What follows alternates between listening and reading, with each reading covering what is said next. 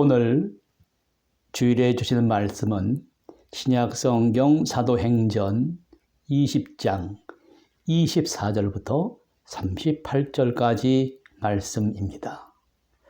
성도는 어떤 자화상을 가져야 합니까?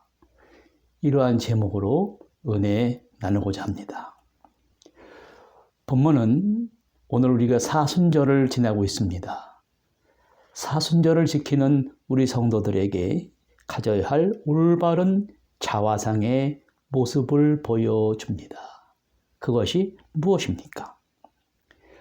먼저 바울이 개척한 교회의 예배소 장로들에게 훈계하고 부탁한 말씀이에요.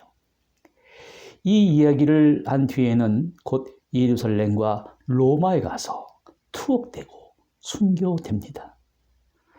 바울은 이제 확신을 가지고 인생의 최고의 유산을 이렇게 물려주고 있습니다. 내가 27절에 최선을 다하여 하나님의 뜻을 남김없이 여러분에게 전하였습니다.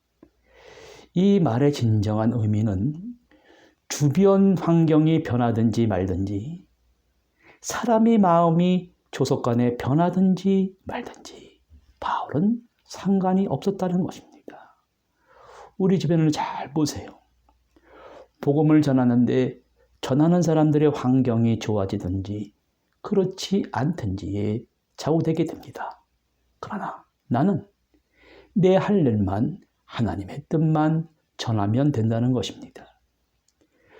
우리가 기도 제목을 가지고 기도할 때 조심해야 할 것은 사람의 뜻과 사람의 능력이 아닌 하나님의 뜻과 능력이 자녀들 위에, 우리 가정 위에, 교회와 나라 위에 나타나게 해달라고 기도해야 됩니다. 왜냐하면 사람의 뜻과 능력은 부족하고 한계가 있기 때문이에요. 대부분 신앙의 첫 출발은 하나님을 위하는 마음으로 시작했다가 어느 정도 지나면 이것이 변질됩니다. 누가 나를 안 알아준다고 남을 의식하고 다른 사람과 비교를 하게 돼요. 모든 문제의 비극은 바로 여기서 시작이 됩니다. 더욱 아이러니한 것은 나도 모르게 무의식적으로 나도 여기에 빠지게 됩니다. 바울은 그러한 말이 아니에요. 내가 할 일을 다 하고 복음을 전하는 것은 하나님의 뜻을 전한다는 것입니다. 그리고 해야 될 일은 내 뜻이 나타나기를 기다리는 것이 아니라 하나님의 뜻이 나타나기를 기다려야 한다는 거예요. 그래서 바울은 걱정할 필요가 없었습니다. 그래서 바울은 내가 복음을 전할 때 인간적으로 하지 않았다는 거예요. 순수한 마음으로, 사랑하는 마음으로 했다는 것입니다. 그 다음 문제는 내가 복음을 전한 그분들이 그 복을 받는 것은 그 사람들의 문제라는 거예요.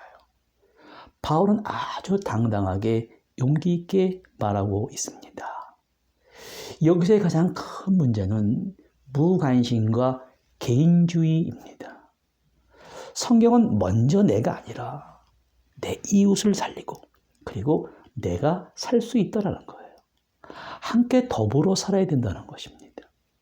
혹시 많은 사람들이 믿음이 약해지고 있다고 느낍니다. 해야 할 일을 하지 않았기 때문입니다. 해야 할 일과 일하지 않는 사람들은 마음이 약해지고 황폐해지고 문제만 일으키게 됩니다.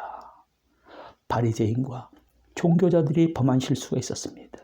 나름대로 신앙과 율법을 지킨다고 역할을 하긴 했는데 사람들에게 보이기 위해서 일을 했습니다. 예배도 그렇고 구제와 봉사도 그렇고 금식과 기도하는 모습조차도 남에게 보이기 위하여 자기의 의를 앞세우면서 칭찬받으려 했습니다. 마태복음 6장 2절을 유진 피터슨이 쓴 더 메시지에 이렇게 번역을 했습니다. 외식하는 자가 가면을 쓰고 연극하는 연극배를 말합니다. 사람에게서 영광을 받으려고 회당에서 거리에서 하는 것 같이 너희 앞에 나팔을 불지 말라.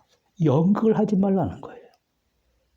너희에게 이르노니 그들은 자기 상을 이미 받았다는 것입니다. 그들은 박수를 받지만 그것이 전부라는 것입니다.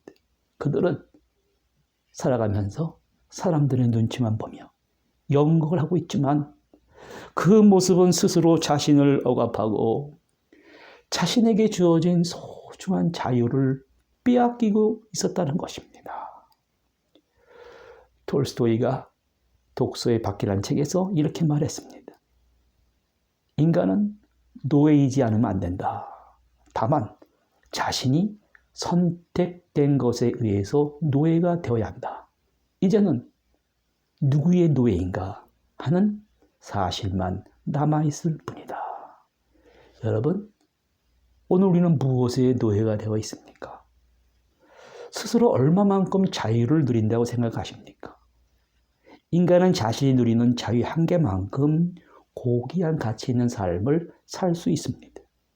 그런데 사람들은 행복의 개념을 오해하고 혼동합니다.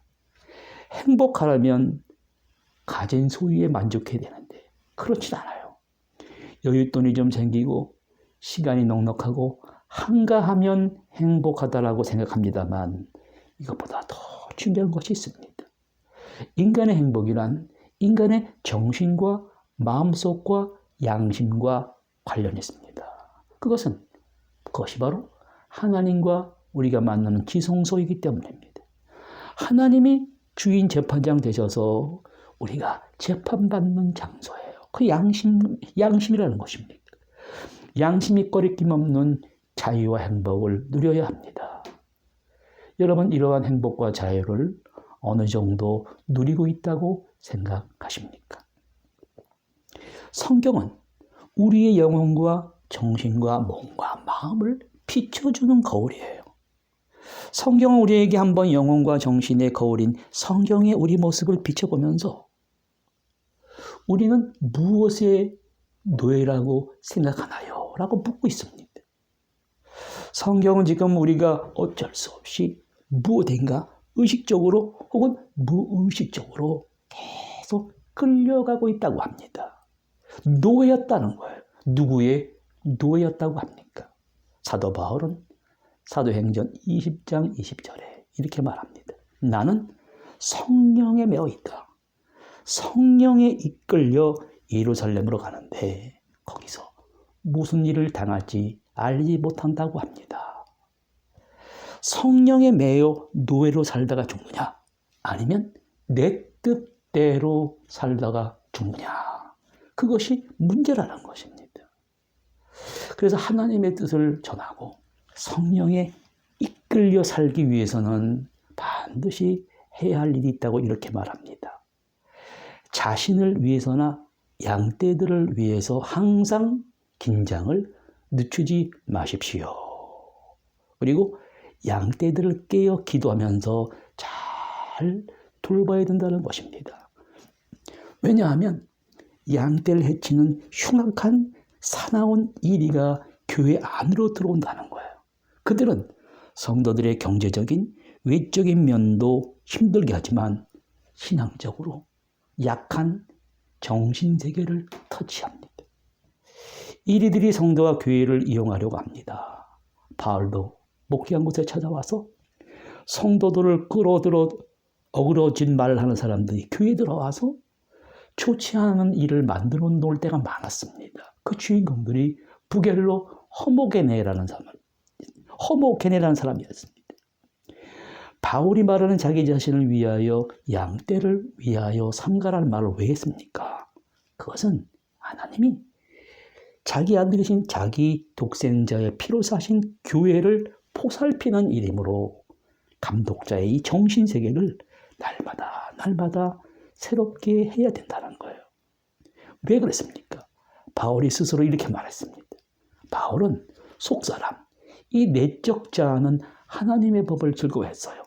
그러나 바울의 지체 속에 다른 법, 겉사람, 외적 자아가 하나님의 법을 즐거워하는 나의 내적 자아와 싸워서 나를 그 거짓된 자아의 죄의 법 지배를 받고 그 노예로 살아가게 한다는 것입니다. 심리학을 많이 공부한 사람들이 이렇게 말합니다. 인간의 잠에서 깨어나 생활하는 중에 정신활동이란 두 가지가 있다는 거예요.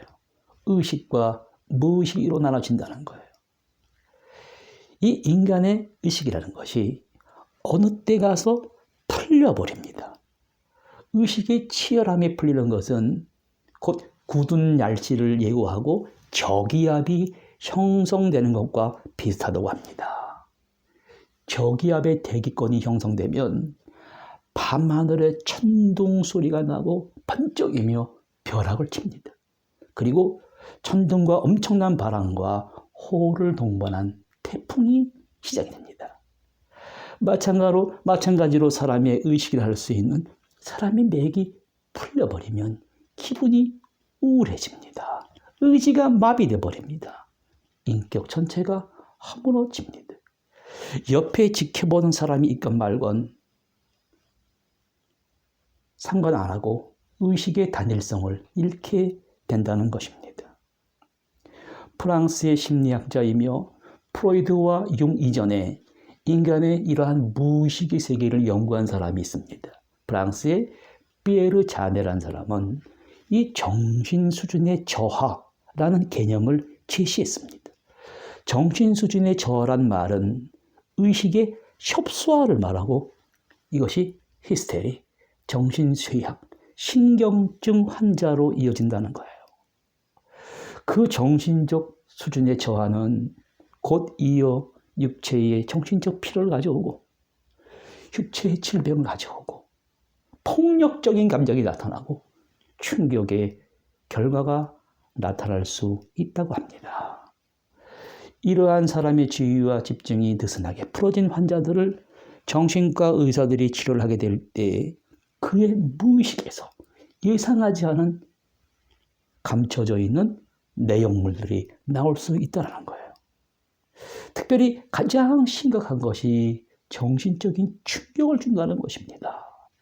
자기의 본의적 태도가 강해지면서 그 사람의 정신적 지평이 좁아지게 되고 그래서 한 인격이 완전히 파괴되는 결과를 가져온다는 것입니다. 사람이 왜 이렇게 넘어지는가? 왜 유혹에 넘어가는가? 이러한 피에르 자네의 이론을 발전시킨 사람이 칼 융이라는 사람이 그의 분석 심리학에서 이렇게 말합니다. 열매와 곡식이 성장하듯이 인간은 생명체입니다. 인간이란 생명체는 날마다 고착되어 있는 것이 아니라 성장해야 된다는 거예요. 인격의 성장이란 곧 마음과 정신의 성장입니다. 마음의 성장은 의식과 생각의 범위를 넓히는 것입니다. 이 마음의 성장을 추구하면서 앞으로 나아가는 걸음 하나하나는 아주 고통스럽고 힘든 성취라고 했습니다. 왜냐하면 예기치 않는 사건들이 한 사람의 의식 속에 찾아와서 어두운 밤길을 홀로 외롭게 걸어가게 합니다. 신앙생활에 나타나는 갈등은 두 가지입니다. 한 사람의 내면에 어떤 예기치 않은 상황이 닥쳤을 때 그 상황을 올바로 의식이 되지 못할 경우에 그것은 반드시 그 사람의 운명으로 일어나게 되어 있습니다. 이것이 심리학의 원리라고 합니다. 어린이들이 자랄 때 세포가 분열되어 자라듯이 개인의 생각과 의식이 막 분화되어 갑니다. 내면에 있는 또 다른 정반대의 것을 의식하지 못하게 될 경우 그 사람의 외적으로 겪는 바깥 세상이 그 갈등을 대신 겪으며 상반된 두 개의 반쪽으로 찢겨지게 되면서 고통을 당하게 된다고 합니다. 사도 바울은 29절에 사나운 이리가 성도들 양떼들에게 들어와서 아끼지 아니한다고 번역했는데 원래 뜻은 내가 떠나가면 사나운 이리 떼가 여러 번 가운데 들어와서 양떼들을 마구 해친다는 거예요. 사나운 일이란 유대주의자들과 당시의 영지주의자들과 거짓된 교사들을 말합니다. 이 양의 탈을 쓰고 침투하는 이들에 대해 예수님께도 경계하신 가르침이 있습니다. 마태복음 7장 15절에 거짓 선지자들을 삼가라. 양의 옷을 입고 너희에게 나오나 속에는 노략질하는 일이다. 사도 바울은 자기의 영혼의 상태에 대하여 소홀한 사람은 양떼의 영적 상태에 대해서 결코 도움을 줄 수 없다고 하면서 예수님께서 자기에게 위탁하신 어린 양의 정신과 몸과 영혼이 반쪽으로 찢겨나가며 고통당하는 길에서 탈출하는 방법을 이렇게 말하고 있습니다. 31절에서 35절에 보면 주는 것이 받는 것보다 복이 있다 이렇게 말합니다. 31절에는 그러므로 바울이 각 사람을 에베소 교회에서 눈물로 3년 동안 훈계하던 것을 기억하라. 왜 눈물로 가르쳐야 했을까요? 그 내용은 이렇습니다. 사나운 이른때가 성도들에게 올 것인데 이 양떼를 누구에게 맡겨야 된다는 거예요. 바울은 그 안전의 원천을 알았습니다. 그것은 곧 주와 그분의 말씀이었습니다. 왜냐하면 인근의 지도자들의 모든 수고를 쓰셔서 친히 교회를 세워나가시는 분은 교회의 머리가 되시며 하나님 우편에 앉아 계신 주님이시기 때문입니다. 부활하셔서 승천하신 주님은 지금도 살아계셔서 교회의 주인으로서 자기의 몸된 교회를 친히 다스리고 계시는 것입니다. 양떼를 지킬 수 있는 방법은 한 가지입니다. 말씀입니다. 그 말씀이 능력이 있어서 교회를 모든 악의 세력에서 지켜주고 거룩하게 서가게 하는 것이라는 거예요. 사도 바울은 교회가 누구의 교회이며 무엇으로 교회가 거룩하게 서갈 수 있는가 정확하게 꿰뚫어 보면서 이렇게 말했습니다. 32절에 이제 나는 여러분들을 놀라우신 우리 하나님께 맡겨드립니다. 하나님의 은혜로운 말씀이 여러분을 그분이 원하는 모습으로 만들 수 있고 이 거룩한 형제들의 공동체에서 여러분들에게 필요한 것을 다 공급해 주실 수 있습니다. 그러므로 사나운 이의 공격을 이겨낼 방법은 한 가지밖에 없어요. 그분의 말씀이 너희를 든든히 세울 것이다. 은혜스러운 말씀이 충성스럽게 너희를 지켜줄 것이라는 것입니다. 주님의 돌봄과 말씀께 부탁하는 바울을 보세요. 우리도 성령이 세워주신 주의 말씀 위에 맡기면서 살아가야 하는 줄 믿으시기 바랍니다. 말씀은 어두운 세상의 빛이에요. 말씀은 성령의 검입니다. 그 말씀에 의지해서 살아가야 합니다. 그리고 본을 보이는 것이 중요하다는 거예요. 내가 본을 보이면 그것이 자녀들에게, 성도들에게 지름길이 됩니다. 현대 교육과 가정과 교회 문제점이 바로 본을 보여주는 일이 없기 때문입니다. 사도 바울은 빌립보서에서 내가 그분 예수를 본받는 것 같이 나를 본받고 듣고 보고 가르침을 받는 것뿐만 아니라 생활 자체를 본받으라고 합니다. 사도 바울은 범사의 본을 보였다고 합니다. 바울은 깨끗하게 탐심 없이 순수한 마음으로 행하였다고 했습니다. 33절에 보면 에베소에서도 친히 노동을 하여 자신의 생계 문제를 해결했을 뿐만 아니라 동행들의 필요까지 채워주었습니다. 당시 반대자들로부터 탐욕을 위해 일한다는 어떠한 빌미를 잡히지 않기 위해서입니다. 그리고 35절에 약한 자를 도우라는 거예요.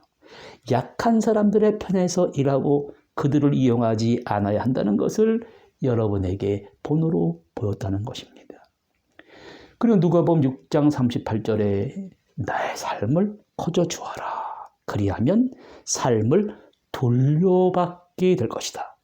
돌려받는 정도가 아니라 축복까지 덤으로 받게 될 것이다. 주님께서 말씀하셨습니다.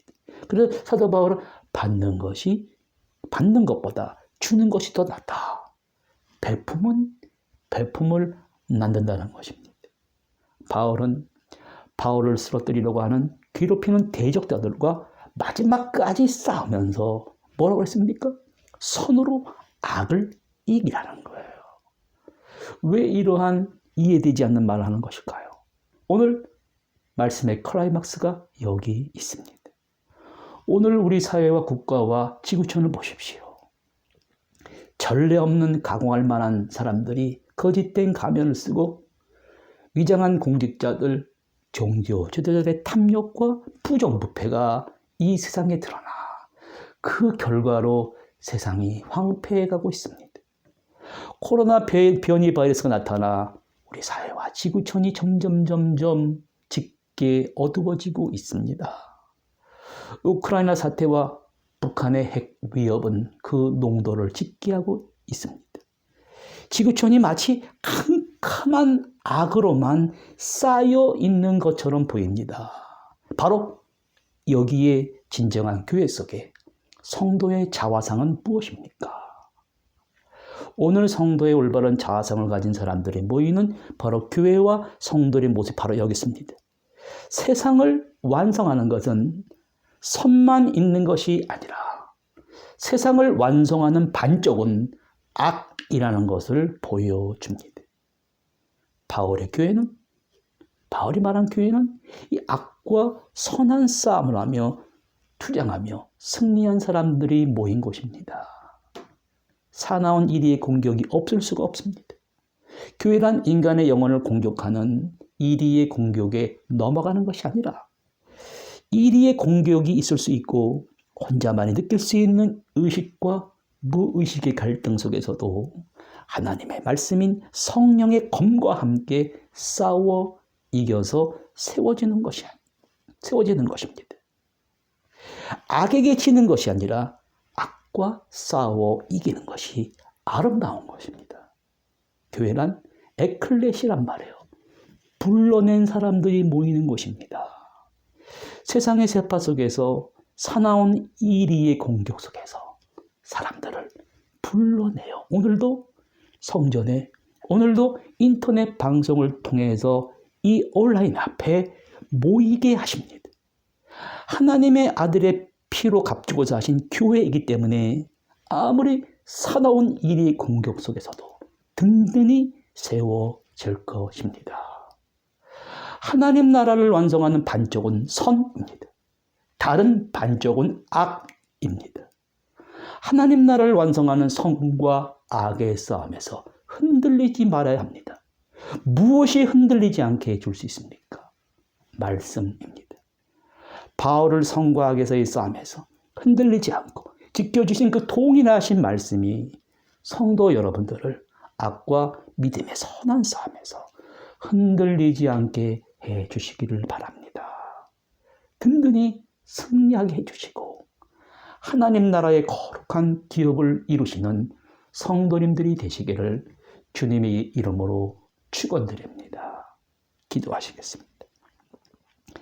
하나님 아버지, 우리가 사순절을 보내며 사도 바울이 우리에게 들려주신 하나님 말씀을 들려주시고 우리를 올바로 세워주시니 감사합니다. 오늘도 하나님 나라를 완성하는 선과 악의 싸움은 계속되고 있습니다. 그 싸움 속에 살아가는 양들은 약하고 넘어지고 갈등하고 상처를 받고 죽습니다. 바울을 선과 악의 싸움에서 흔들리지 않고 지켜주신 그 동일하신 말씀이 오늘 이 말씀을 듣는 성도님들이 악과 믿음의 선한 싸움에서 흔들리지 않게 해주시고 지켜주시고 이기게 하여 주시옵소서. 이 어두운 세상에 속한 나라가 아니라 하나님 나라의 거룩한 기업을 이루시는 성도님들이 되게 하여 주시옵소서. 예수 그리스도의 이름으로 기도드립니다. 아멘.